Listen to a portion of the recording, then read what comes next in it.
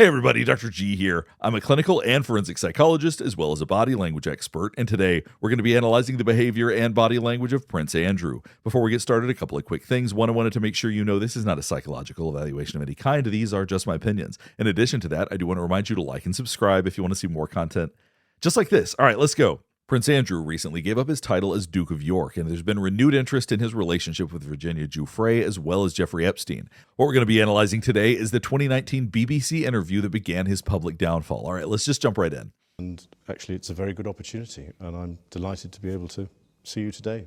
As you say, all of this goes back to your friendship with Jeffrey Epstein. How did you... Right off the bat, you see the blinking is just off the charts. That suggests stress. Immediately, Prince Andrew is already feeling stressed, and this is the very beginning of the interview. All of this goes back to your friendship with Jeffrey Epstein. How did you first become friends? How did you meet? Well, I met through his girlfriend back in 1999, who... Now, if you notice the way his chin goes down, we tend to move our chins down when we're starting to feel defensive. So even being asked about how he initially got to know Jeffrey Epstein, we're already starting to see defensiveness. Well, I met through his girlfriend. See, I met through his girlfriend. Chin goes down a little bit. Because the neck is really vulnerable, so when you think about it from a biological standpoint or an anatomical standpoint, we tend to protect our necks because that is a very vulnerable place. And it would be, to some extent, a stretch to say that as it were, we were close friends. I mean, we were friends because of other people. And I had a lot of opportunity to go to the United States, but I didn't have much.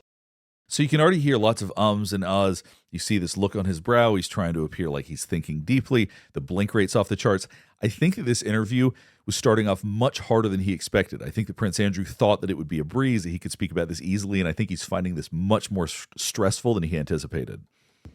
With him, I suppose I saw him once or twice a year, perhaps maybe maximum of 3 times a year. And you also notice as he's talking about how frequently he met Jeffrey Epstein, he's starting to turn away from the interviewer. It's subtle, but he's not looking as directly at her. Watch his face position change. Once or twice a year, perhaps maybe maximum of 3 times a year. And see, it's subtly drifting to the left because he feels less comfortable being head-on with the interviewer. Quite often, if I was in the United States and doing things, and if he wasn't there, he would say, well, why don't you come and use my houses? So I said, that's very kind, thank you very much indeed.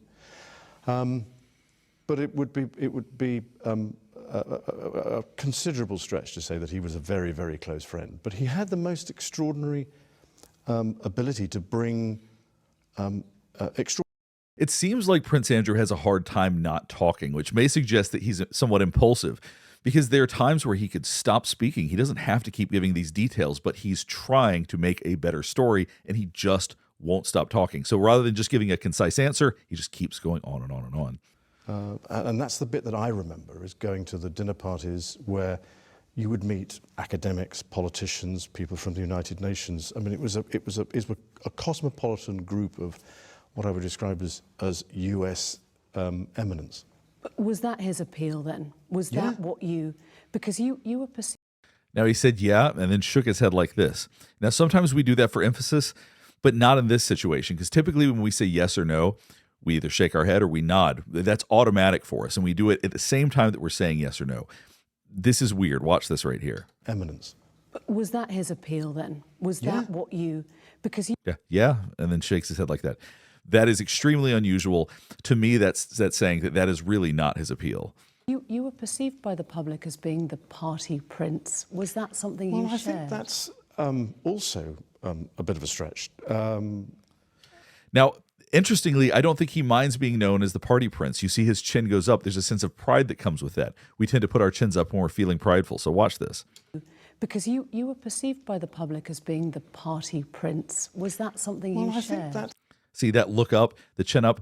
I don't think he minds this title at all. Felt the need to go and party, and certainly going to Jeffrey's was not about partying. Absolutely not. So you notice, now there's 2 things we just saw. When he said going to Jeffrey's is not about partying, closing his eyes. We do that sometimes because we don't want to see the reaction of the person we're talking to, because we're afraid we're not going to be believed. So he knows that as he says this, the interviewer might not actually be believing what he's saying. Then if you watch the corner of his mouth, it goes up in a way that we associate with contempt. All emotions are both sides of the face except for contempt, which is one side, super easy to spot. I'll point that out. Jeffrey's was not about partying. So there's the eye close. He doesn't want to see her reaction to that. Absolutely not. You said And then there's the contempt immediately following it. So he doesn't like being asked these questions. He doesn't want to be stuck talking about this. As I said, I think this is much harder than he anticipated. We're going to be jumping around a little bit, but this part he's going to be talking about Ghislaine Maxwell.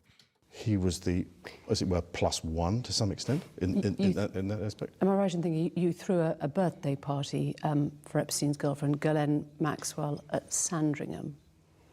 No. Now look at the position of his face right here. When he's being deceptive or when he's uncomfortable, he seems to have a very, very hard time looking directly at the interviewer. And so he's keeping his head in this position but moving his eyes as they're speaking. It's a way that we know that he is being deceptive right now. Girlfriend, Ghislaine Maxwell, at Sandringham? No, it was a shooting weekend. A shooting weekend. You also hear how quiet his voice is. No, it was a shooting weekend. Try to appear smaller. Try to hide to some extent. That's basically what we're observing in real time right now. Straightforward shooting weekend. And also shaking his head no. Like I said, sometimes that's for emphasis. Doesn't appear to be right here. Epstein's girlfriend, Ghislaine Maxwell, at Sandringham? No, it was a shooting weekend. A shooting weekend. Just a straightforward shooting weekend. But during And then the blink rate picked up afterward. the shooting weekend, Yeah. we now know that he was and had been procuring young girls sex trafficking. We now know that. At the time, there was no indication to me. So you can see he's trying to gain a little bit more distance. Scooting back is something we do when we really want to disconnect. He's being asked questions he doesn't like. He wants to disconnect from this interview right now. So physically, he scoots back just a little bit, but emotionally and in his mind, he's scooting back a lot further. Doing. And certainly, when I saw him either in the United States, when I saw him in the United States, or when I was staying in his houses in the United States, there was no indication, absolutely no indication. So as he's saying absolutely no indication, he knows that is not a very believable statement, so his eyes are closing really tight as he says that. This is in the United States. There was no indication, absolutely no indication. And if there was, you have to remember that.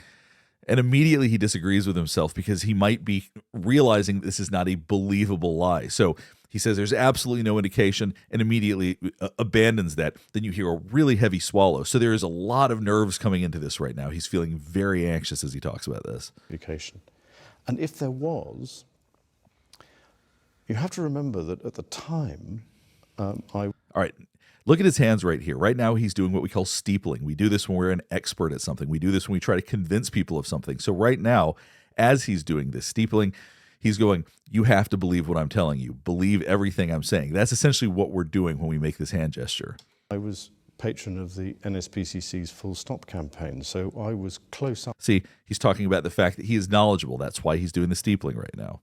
up with what was going on in those time about getting rid of abuse to children. So I knew what the thing. And you heard how quickly he said that. He doesn't like having to say that out loud. It's uncomfortable for him. Getting rid of abuse to children. So I knew. So when he said to children, he's saying it quietly and quickly. What the things were to look for, but I never saw them. Just for the record, you've been on his private plane. Yes. You've been to stay on his private island. Yes. You've stayed at his home in Palm Beach. Yes. You've visited Ghislaine Maxwell's house in Belgravia in London. Yes. I want you to watch the blink rate after each location is stated. To me, that suggests how much concern he has about each one. Watch this right here. Just for the record, you've been on his private plane. Yes. You've been to stay on his private island. Yes. Okay, so the private plane got a couple of blinks. The private island got a lot more. You've stayed at his home in Palm Beach. Yes. You've Totally unconcerning. A couple of blinks, but far less. So far, the plane and the Palm Beach home, not a lot of concerns. The private island, that brings up a lot. visited Ghislaine Maxwell's house in Belgravia in London. Yes. Maxwell's house, for whatever reason, It created the most stress. So interestingly, the island and Maxwell's house, those are the two most important locations. The plane and the Palm Beach location seem to not bother him as much. Because it was a small dinner party. There were only 8 or 10 of us, I think, at the dinner. If there was a party, then I'd know nothing about that. You were invited to that dinner as a guest of honour. Well, I was there, so there was a dinner. I don't think it was quite as you might put it, but yeah, okay. I was there at a dinner. Yeah. There's a lot of body language in this very brief moment. Watch this right here. Dinner as a guest of honour. Well, I was there, so there was a dinner. I don't think it was quite. So he's doing an exaggerated version of what we think of as confusion. He's also looking away from the interviewer. So right now, this looks like someone feigning confusion. It's not like a brief flash of confusion. He's doing this to appear confused. As you might put it, but yeah, okay. And then he closes his eyes because he realizes he's not being believed. I was there. And then you see a little bit of contempt while he tries to laugh it off. So this small segment right here, when he is put in a corner like this gets him very bothered. Epstein's accusers, Virginia Roberts, Yeah. has made allegations against you. She says she met you in 2001. She says she dined with you, danced with you at Tramp nightclub in London. She went on to have sex with you in a house in Belgravia belonging to Ghislaine Maxwell, your friend. Now you notice he started nodding immediately after she described everything that happened. Now that's very interesting because he's someone that shakes his head vigorously. So unconsciously, I think he was agreeing with everything that was just said. Watch this part again. With you at Tramp nightclub in London. She went on to have sex with you in a house in Belgravia belonging to Ghislaine Maxwell, your friend. Your response? I have no recollection of ever meeting this lady. None whatsoever. You don't remember me. Now you see he's got the steepling going on again, but he's moving his hands back and forth. He's not very confident with his steeple. He wants to appear to be the expert. He wants to be believed. His blink rate's picking up. He's closing his eyes. Everything right now suggests some degree of deception. Meeting her. No. She says she met you in 2001. She dined with you. She danced with you. You bought her drink. See, he keeps nodding in agreement with each of these things being said. That's very unusual because typically when something's being said that you vigorously want people to know is not true, you immediately start shaking your head no. He's in fact nodding. I get you could say that maybe he's just nodding, acknowledging what's being said, but for him that's highly unusual. That's not typically how he communicates. She dined with you. She danced with you. You bought her drinks. You were in Tramp nightclub in London. And she went on to have sex with you in a house in Belgravia belonging to Ghislaine Maxwell. Didn't happen. Do you remember her? You hear how quietly he said didn't happen? He's trying to hide his response. He does not want to bring too much attention to this, so he's just trying to say a quick response and continue moving on. Maxwell. Didn't happen. Do you remember her? No. I have no recollection of ever meeting her.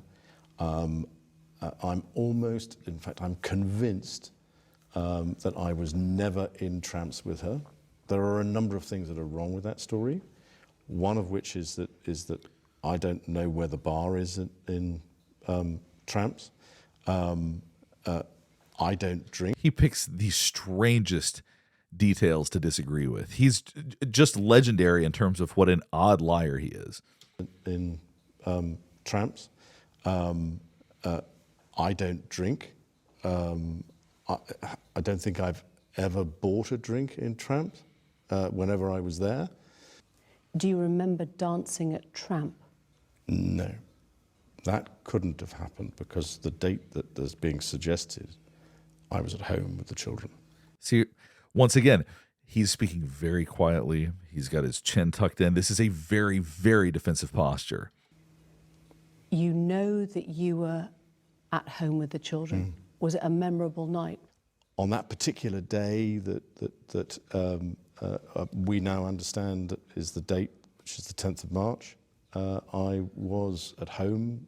I was with the children. I'd taken Beatrice to a Pizza Express in Woking for a party at I suppose sort of 4 or 5 in the afternoon.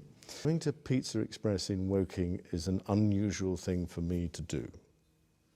A very unusual thing for me to do. I've only been to Woking a couple of times, And I remember it weirdly distinctly. As soon as somebody reminded me of it, I went, oh yes, I remember that. And then there's a contempt again. Watch this. Distinctly. As soon as somebody reminded me of it, I went, oh yes, I remember that. That could not be a more clear sign of contempt as he's being asked about this. Bath, possibly. There's a slight problem with the sweating because I have a peculiar medical condition, which is that I don't sweat, or I didn't sweat at the time, and that was, oh actually, yes, I didn't sweat at the time because I had suffered what I would describe as an overdose of adrenaline in the fall. He always provides so many details. And I think he goes back and forth being between thinking that if he gives more details, it'd be more believable, but at the same time seems to not be convinced that he is being believable. We're seeing the stress and concern that he's not being believed. Falklands War when I was shot at. And I simply, it was almost impossible for me to sweat.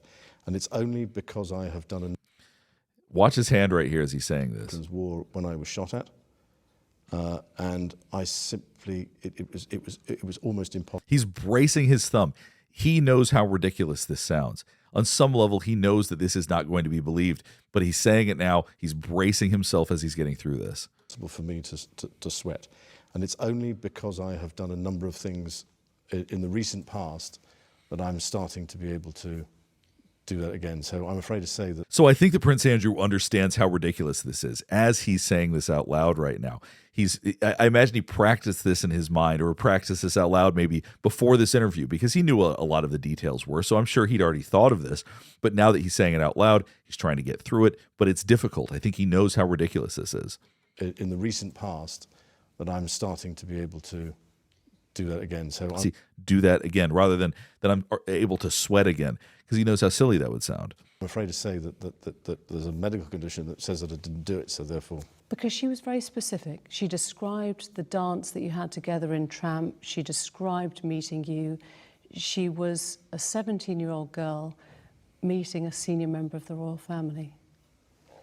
Never happened. She provided a photo of the two of you together. Yes. Your arm was around her waist. Yes. You've seen the photo. I've seen the photograph. How do you explain that? I can't. Because I have no, again. You notice there was a one shoulder shrug. I can't. When we really don't know about something, if we're like, I don't know, we tend to raise both shoulders if we feel really strongly about it. One tends to be less committed. We tend to associate that with deception. I can't.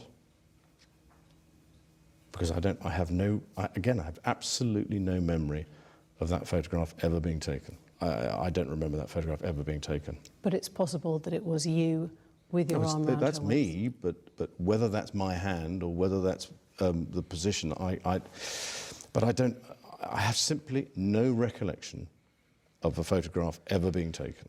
The world has... Look at his hand position right here, bracing his fingers. This is a really intense sign of anxiety.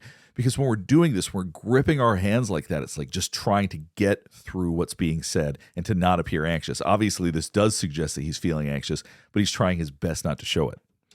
I'm just trying to understand. There's a photo inside Ghislaine Maxwell's house. Ghislaine herself is in the background. Why would people not believe that you were there with her that night? They might well wish to believe it, but the photograph is taken upstairs, and I don't think I ever went upstairs in Ghislaine's house. So how would he know what the upstairs looks like if he's never been up there? I find that to be such a fascinating thing to say. Wish to believe it, but the photograph is taken upstairs, and I don't think I ever went upstairs in Ghislaine's house. You're sure of that? Yeah, because the dining room and everything was on the ground floor. It was as you came in the hall. So I don't remember ever going up there. I'm at a loss to explain this particular photograph. If the original was ever produced, then perhaps we might be able to solve it. But I can't. You can say categorically. Something that both Prince Andrew and Maxwell do is talk about how if they could find the original, maybe it could be proven, but there isn't one. I do wonder if they know that the original's been destroyed. There's just something about the way that both of them have brought that up that I think is really interesting. then perhaps we might be able to solve it, but I But can't. you can say categorically that you don't recall meeting Virginia Roberts, dining with her, Yep. dancing with her at Tramp, or Yep. going on to have sex with her Yes. in a bedroom in a house in Belgravia. I can absolutely categorically tell you it never happened. Now, you notice how he said it never happened. Now, he's somebody who tends to emphasize by doing this. So when we're saying no and nodding our head, or saying yes and shaking our head, sometimes we flip-flop it because the way that we actually feel about it betrays what we're saying out loud. I can absolutely categorically tell you it never happened. You seem utterly convinced you're telling the truth. Would you be willing to testify or give a statement under oath if you were asked? Well, I'm like everybody else, and I would have to take He's telling you right now that he doesn't want to do it. Just look at the way his head's shaking. all the legal advice that there was before I was to do that sort of thing. But if push came to shove and the legal advice was... Now we're seeing him get really nervous. This is the first time I think that his mouth has fully dried up when he's speaking. So the idea that there could be true legal ramifications, or the idea that he could have to do an interview with police, that is making him very anxious. But if push came to shove and the legal advice was to do so, then I would be duty-bound to do so.